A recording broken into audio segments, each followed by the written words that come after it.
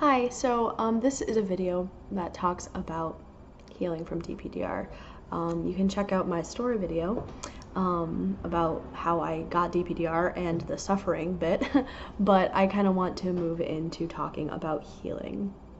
So this video is way more structured. It's less about me kind of telling my own story, but there are components of that, mixed in here. But I kind of just wanted to give you an overview about the things that I have learned and the things that have been most central to me getting to where I am today. And briefly, where I am today is, I work full time. I have this great apartment with my boyfriend who's awesome. We've been dating for like 2 years now. Just over 2 years. I have this amazing cat who's sleeping right here, and I'm really quite happy. I'm building really strong, positive relationships and friendships, and I'm just feeling really great. And so I didn't think I was gonna get here, but here I am, and I firmly believe that you can be in your own variety of where I am in your world. So I want to start with like the big practical sort of takeaways. One is therapy, and therapy doesn't just mean like find a therapist. It's a lot more complex than that, right? So there are so many different approaches to therapy, and you need to find one that actually treats depersonalization, derealization. And DPDR is a type of dissociation. Okay, so my recommendation, and of course, like I'm not a real professional, so do your own research and stuff, but find a therapist who is trauma informed. Find a therapist who practices dialectical behavioral therapy, which is DBT. And then if they have if they use a strengths-based approach, that is awesome. Work with someone who also has training in inner family systems therapy, IFS therapy, because 95% of people who have DPDR also have dealt with childhood trauma or abuse. So that's really important. So sort of having that psychodynamic approach as well, I believe is pretty critical. And that's not true of every mental health issue necessarily, but for this one, I think it's important. Second important, like practical takeaway is that you really, really with DPR need to take a holistic view of this illness. Don't just limit it to like, this is a chemical imbalance, like my, neurotransmitters are misfiring, and, all of these things, or I don't have enough serotonin, or this, that, and the other. It's not just neurological.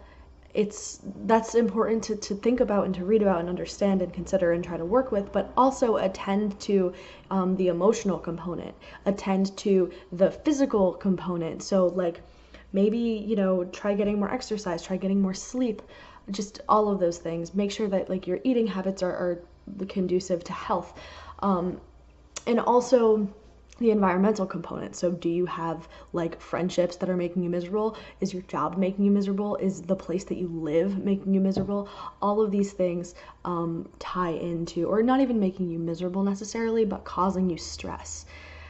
Think about that and attend to it. And also one that, personally I think often gets overlooked in general, but for some people, myself included, is really important, is the spiritual component. Like, are you feeling spiritually kind of numb, spiritually depleted, not spiritually satisfied, whatever that means for you. And maybe you're a person that doesn't really matter for, and that's fine. But if you are a spiritual person in any way, whether it's in the context of an organized religion or not, attend to that, because it's important. It's important to you, then it's important.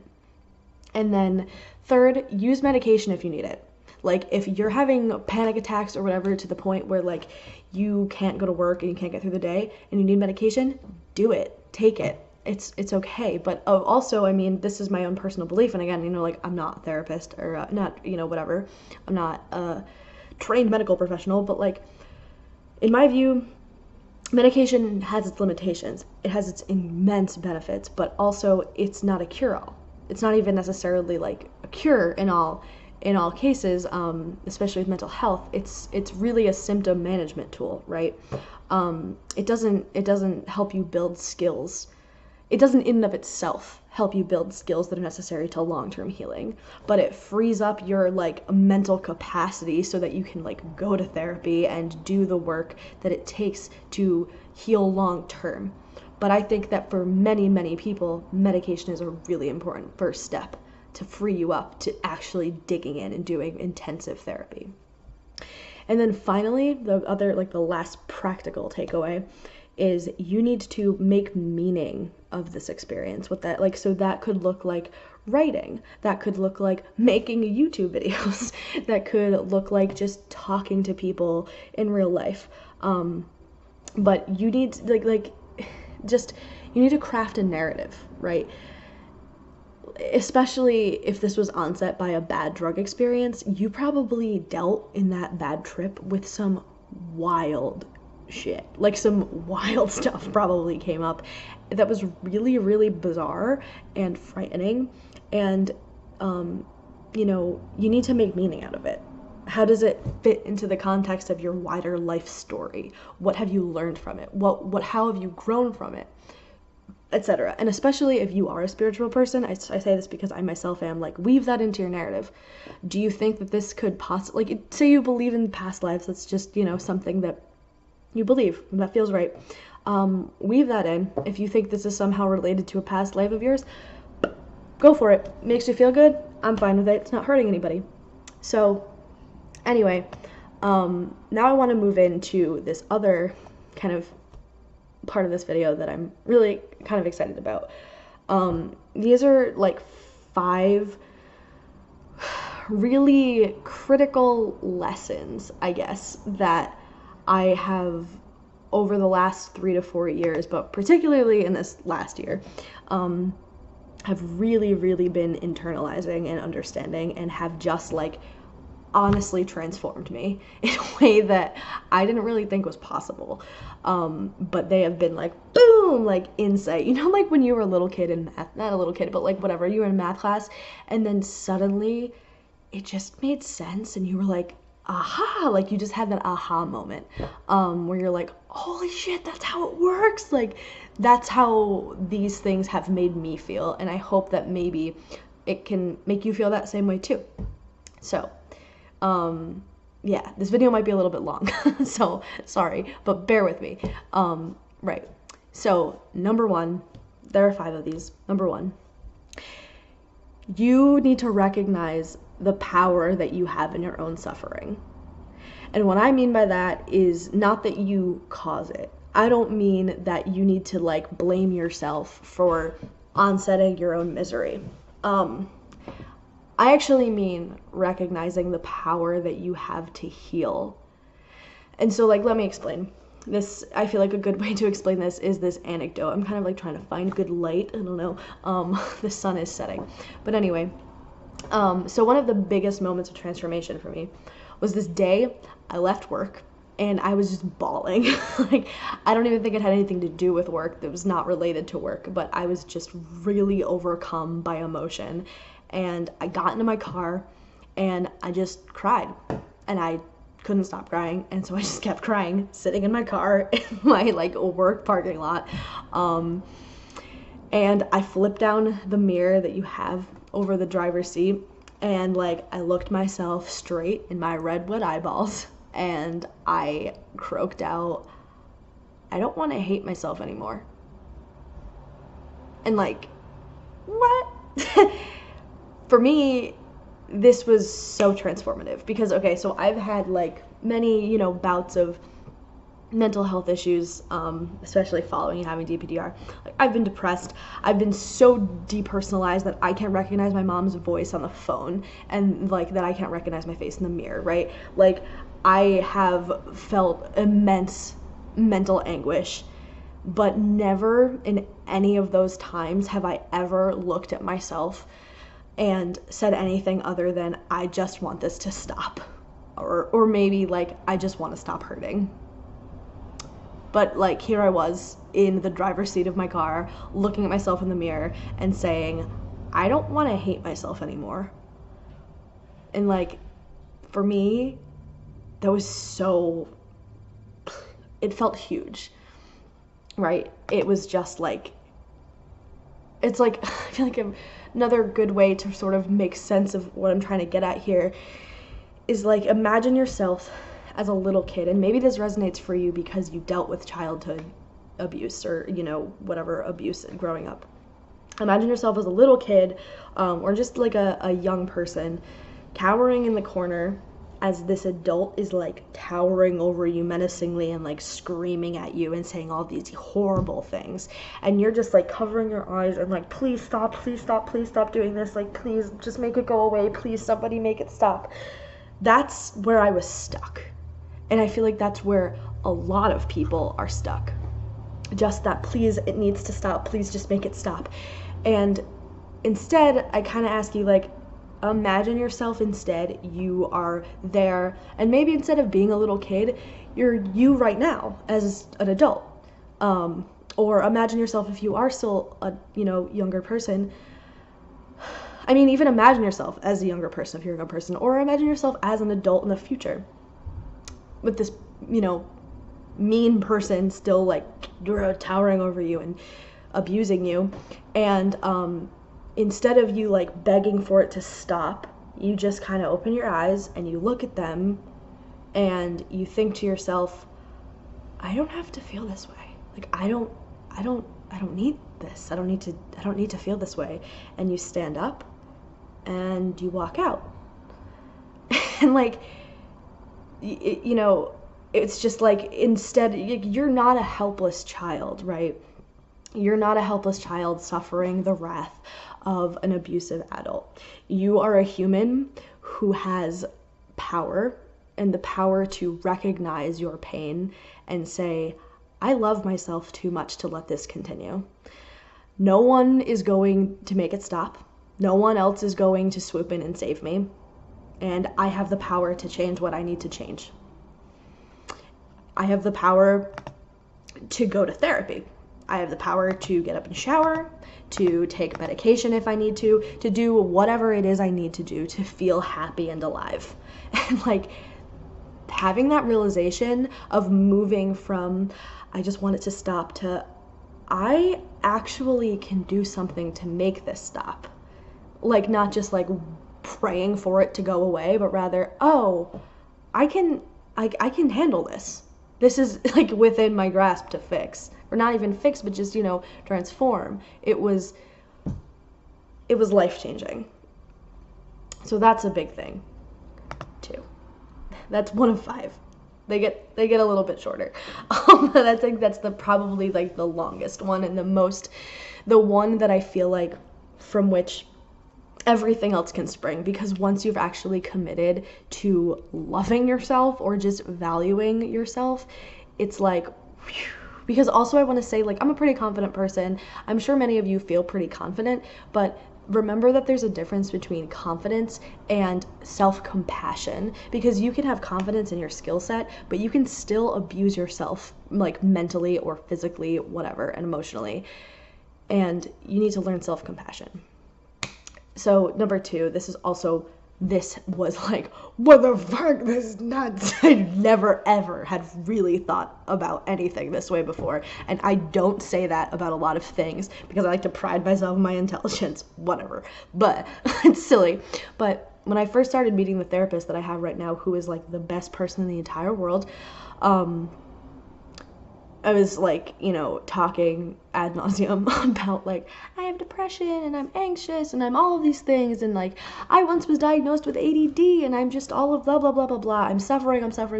She was like, okay, slow down, just pause.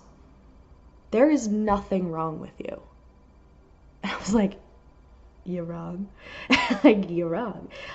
She's like, no, Molly, there's nothing wrong with you. You are reacting to trauma. You are reacting to reality and to your experiences. You're reacting to them in a way that makes sense. You are not broken. You are having an extreme experience, and therefore you are reacting extremely. This is okay. And I'm here to say the same to you. Of course you are depersonalized. right? Of course you were derealized.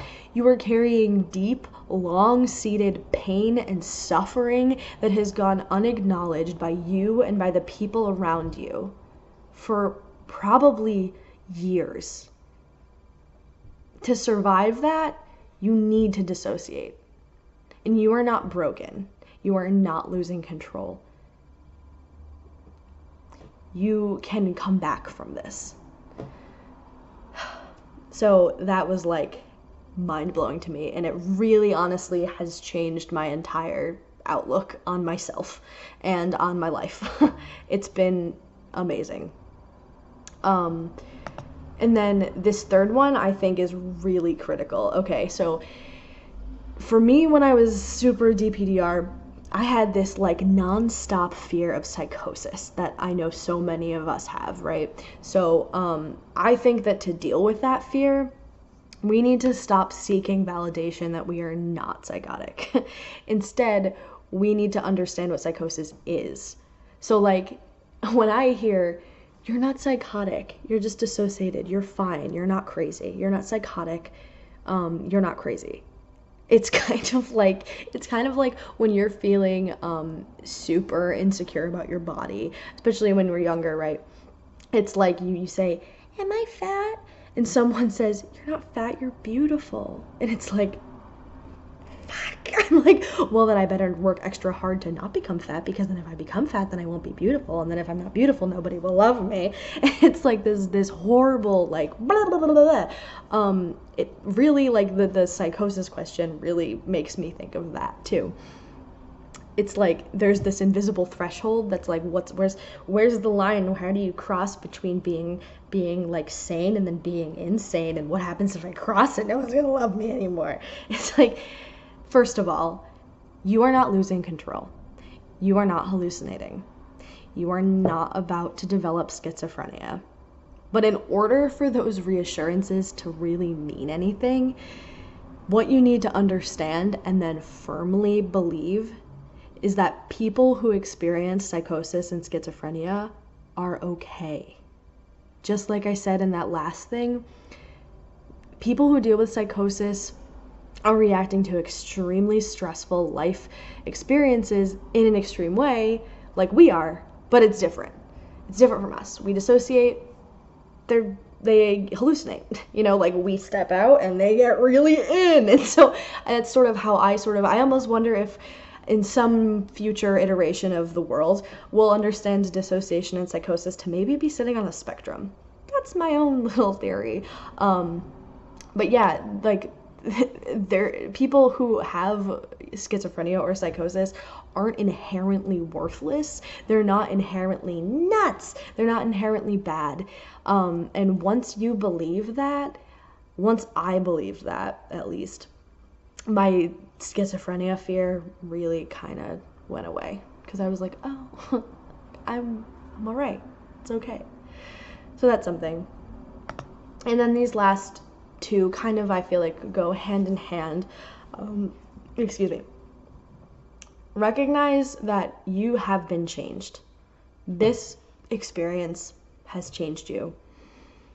And it forces you to change. Experiencing DPDR makes you do that. It forces you to face your pain instead of pushing it out of the way. It really forces you into sink or swim mode, and it's kind of like you need to recognize that and then sort of hear the call and learn how to swim. Like, you have the resources to learn how to swim. You can, we live in the age of the internet, right? So you can find, and I'm not going to tell you where, but somewhere on the internet, you can find the book Overcoming Depersonalization Disorder. And maybe you don't have to throw money at it. I think you should, but like, you can find it out there and you can read it. There are resources at your disposal to help you learn how to cope and how to feel good again. Just use this opportunity to learn. Take it. Kind of like I said in the first point, is like, you have power in healing. And then the last point is, you have to realize that your DPDR is kind of a forever friend. Like, if you work on healing, the intensity of your DPDR will decrease, and it'll stop being so chronic and so deeply painful and traumatizing in its own right. But DPDR is how your body and your mind copes with intense stress. And so if you ever experience in your life again a moment of intense stress, chances are the DPDR will crop up, but you'll be able to cope with it. And I think that the goal isn't to make DPDR go away forever and always, but rather it's to understand what it is and work with it and recognize that suffering doesn't last forever. It's learning how to cope with the suffering when it crops up. And like, I kind of think, let DPDR like be your friend, or at least like your minor acquaintance, rather than your enemy. Yeah, so those are the big lessons I've learned, the big things that have helped me heal. And also, I didn't say this, but I want to because it's like the best. Valerian is like a lifesaver, especially if you have panic attacks on top of DPDR. Pop one of those babies, little herbal boys, and it's great. Yeah, Valerian plug. I don't sell it. I don't make money doing this shit. But anyway, speaking of which, anyone who tells you that there's a quick fix to DPDR is like selling you something. It's not a quick fix. I don't believe that this is something where there's a quick fix. It takes a lot of deep, intensive work, but it's so fulfilling when it's done, or even when you're in the process of doing it, and when you come to this point where you're like, I feel okay. It's like that moment, those aha moments, the moment where you feel again. It makes everything worth it. And I firmly believe that you can heal. Yes. And like, I'm like, I love you. Like, that's how I feel right now. But yeah, so if you have any questions, just post. I'd be really interested to hear what you think. This was a super long video, but also, like I said, there's no quick fix, and it takes work, it takes effort.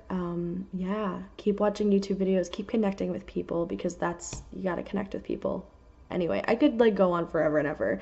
Maybe I'll write a book, but anyway, thank you for watching, and as always, I say take care.